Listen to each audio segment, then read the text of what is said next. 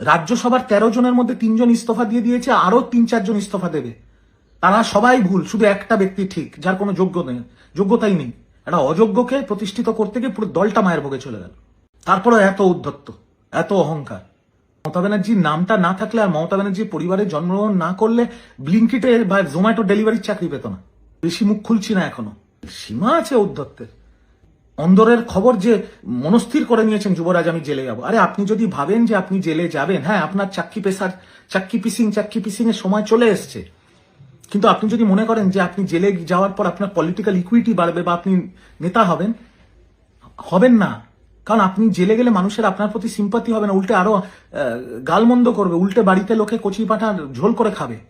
আপনি জেলে গেলে যুবরাজ কারুর কোনো সিম্পাতি হবে না, কিচ্ছু যায় আসবে না, উল্টে লোকে খুশি হবে। দেখবেন আবার নতুন করে গেরুয়া আবির খেলা শুরু হবে বাংলার প্রান্তে প্রান্তে।